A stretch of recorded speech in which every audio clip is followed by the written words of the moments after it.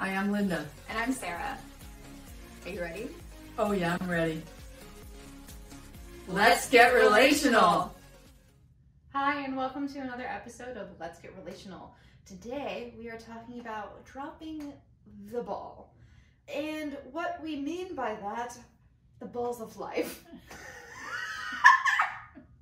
Okay, literally, like, imagine, all of your responsibilities and obligations are a ball that you're having to juggle, and you're trying to keep them all up in the air because that's how you keep the ball going, right? So it's taking it serious. So what we're talking about today is taking a look at all of the balls that you are juggling with, and figuring out which ones you have to keep in the air and which ones you can let drop on occasion.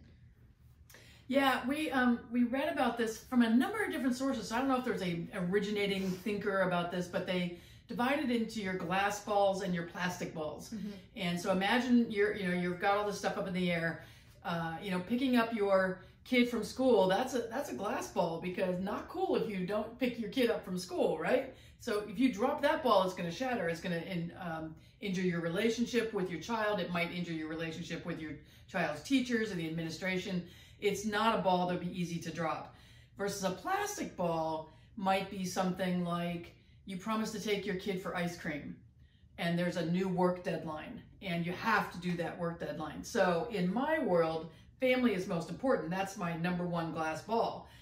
However, on occasion, if it's something like ice cream versus picking you up from school when you were young, I could reschedule ice cream and I could let that, I don't let it fall really, but I dropped that one from my sense of responsibility and like it's got to be done. So one of the things we recommend is identifying which are your glass balls and which are your plastic balls.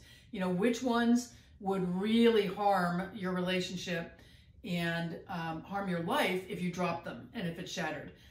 There are times when your work ball is the most important thing and you've got to make that work with your kid.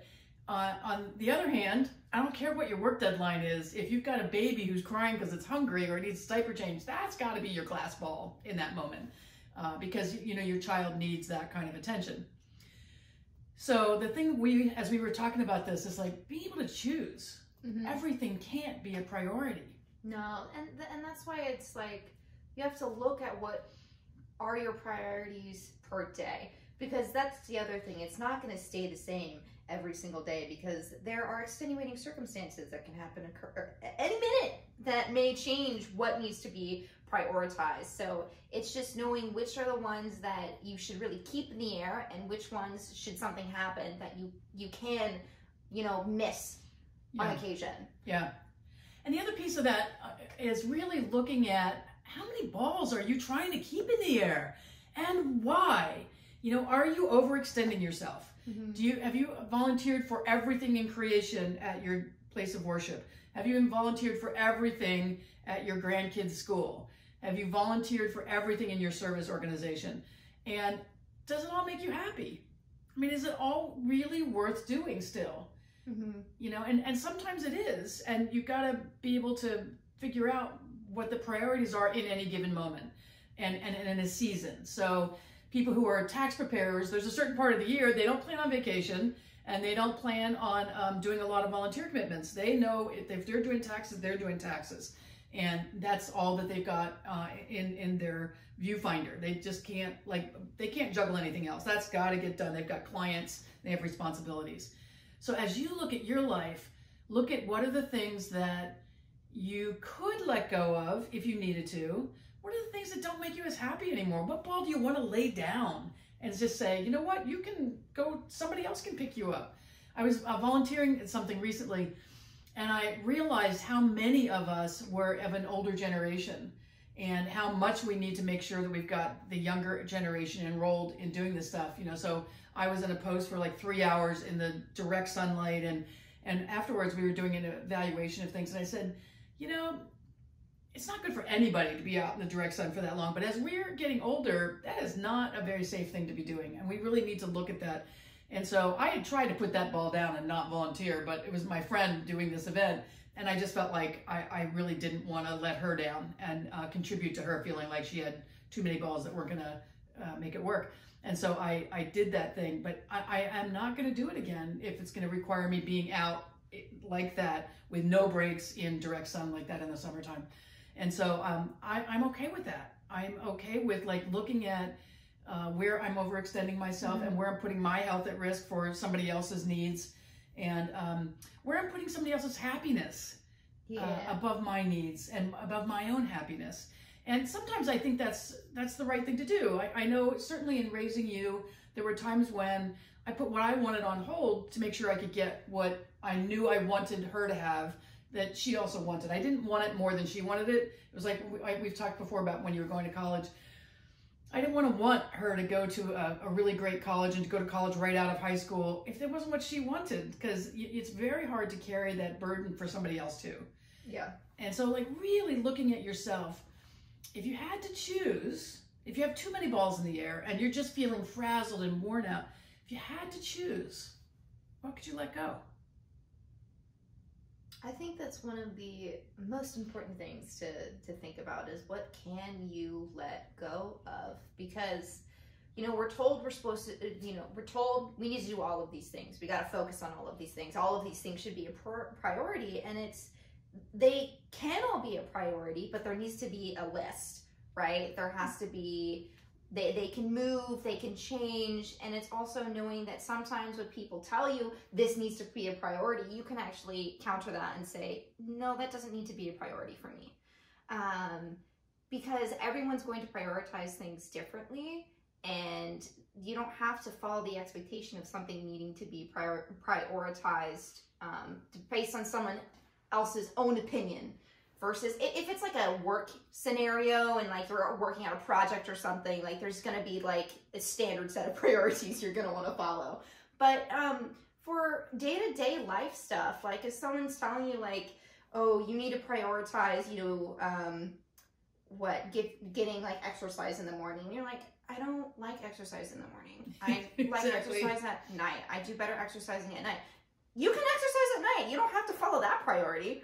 So it's just determining what works best for you and how you are able to prioritize things, because what works for someone is not necessarily going to work for you. So you got to figure out what works best and what makes you feel good for how you're prioritizing things. Like for me, my morning is very different than my mom's. I don't do journaling, but I do write, and I have to write on my book, but I like to get up early and then I do a little thing and I make my tea. I always have to make my tea. And then I do my writing for a while. And then once I feel like that's complete, then I'll do something else. But that's not what my mom's morning routine is like at all. But we both are able to come to work together and be like, yeah, let's do it. But our morning routines are entirely different. Yeah, so we prioritize our work, but not at the expense of what each of us wants individually. Yeah. And so it's been an effort to figure out how that all works, and my time I'm better thinking, and other times for a period of time during the pandemic, I was not good unless it was in the morning. By afternoon, I was exhausted and my brain was fried. And so we worked differently then. And then as things got better and we felt better, then we could say, okay, you really want to make sure you're writing your novel. And when I can, I like to exercise in the morning, but I don't like to exercise first thing in the morning. And so like, how does we make all that stuff balance out so that it feels right for both of us? And that was a really good exercise for me, to just really allow ourselves to have the issues that were having before and say, all right, mom can't work except in the afternoon during this period, no, except in the morning during this period of time. But now that we're more centered and more, less in the storm of what life was bringing us for a little while, then we were able to say, okay, I really need to make sure I'm writing my novel. Yeah. And I am super committed to it, but I'm also committed to this business we're developing together. And so how do we make that work? How do we prioritize together so all of our needs get met? The business needs get met and her needs get met. There are certain things she doesn't really like doing as we're growing in this business. And so there are things, I've said, okay, fine, I'll do that part. I'll report back. You do this part, you report back. And it's worked really beautifully, but we've allowed ourselves to not force the other to do certain things. Yeah, and that's, communication is key here. Because and discussing priorities is important in relationships with friends, romantic partners, children, that kind of thing. So being able to talk about, you know, what the other person is prioritizing for what they want and what they need to do, and for you to also tell them about how you're doing it, and then coming together and figuring out what works best for the two of you together is gonna make things easier. Because if they know that some days that, let's say, you have to prioritize a work thing, that you can let them know, and they can understand that, instead of feeling like you're constantly prioritizing work. So there's also the thing of communicating about what balls are up in the air is really important too. Yeah, yeah. And the other thing I would say is, if you are feeling like you have to let something go or put a ball down, forgive yourself. And it's like, you don't have to be perfect.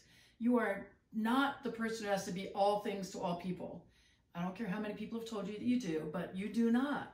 It's some BS. Yeah. And then the other thing is, if you disappoint somebody, ask for forgiveness. Say, I really would like to do this for you.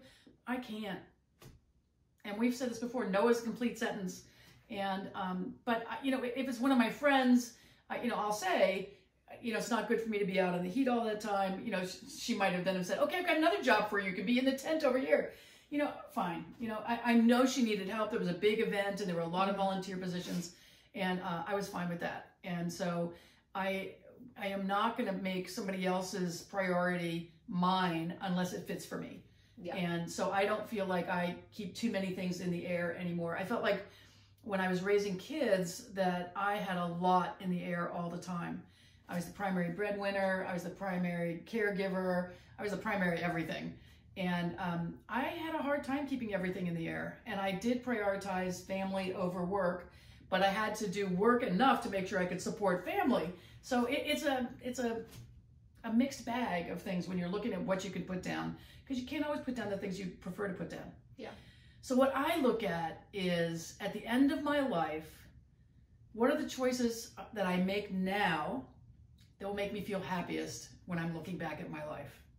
So I have zero regrets about the amount of time I've spent as a parent and creating family. I have zero regret about how I show up in my friends' lives. And I have zero regret about a number of things. And honestly, I don't have too many big regrets yet. And as I get closer to the end of my life, I may look at, oh, I wish I had done that, but I doubt it. Because what I've really been doing is watching those balls that I have in the air and saying, you know what, that ball, I just don't care anymore. That's just not my priority anymore. It was something I was really excited about and really interested in at one point, but it's just not there for me anymore. I don't have that energy. It doesn't light me up when I think about it. Yeah. And I think that's one of the things when you're looking at those balls you're juggling, which ones really light you up? Now, there are some that we have responsibilities for that don't necessarily light us up, but the end result of it will light us up. So you may not want to be changing that diaper at 2 in the morning of your grandkid or your kid or whoever, but you may want to have a child that feels safe and a child that feels confident and knows their needs are taken care of. And so you can suck it up and say, all right, I'm going to change that baby's diaper, because ultimately what I want is this really, really happy, well-adjusted child who knows that when they need something, their needs are met. And so as you look at each of these aspects of your life and what you're juggling, what you've got up in the air, just experiment. Try on the jacket of laying that ball down. Try on the jacket of laying them all down. And then decide, which ones do I want to pick up? And which ones are a priority for me feeling like I've had a life well lived? Yeah. That's a good way of putting it. Yeah. Got anything else? I don't believe so. Think that's it for today? Yes. All right. Until the next time, we love you. Mwah. Mwah.